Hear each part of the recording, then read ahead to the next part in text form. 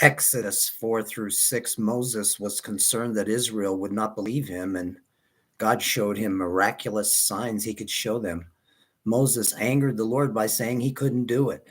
Well, we can't do it either. We must go in the power of his might. What God calls us to do, he empowers us to do.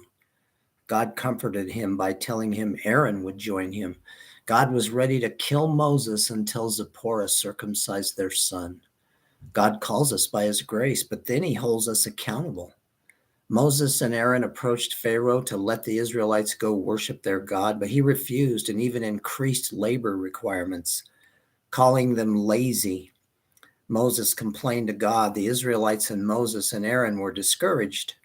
God revealed himself as the I am and said, I will bring you out and fulfill my covenant. God encouraged Moses and Aaron to tell him what I said. This is for us too. Tell him what he said. Tell yourself what he said and encourage yourself too.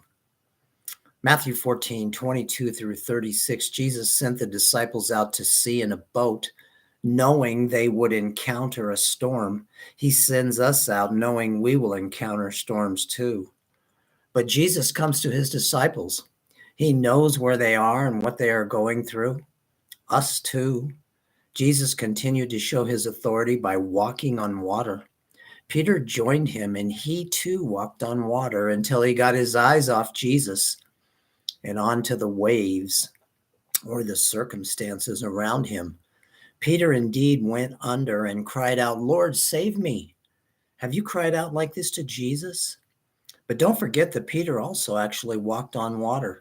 He walked above his circumstances as long as he kept his eyes on Jesus and stayed focused on him. Are you keeping your eyes on Jesus?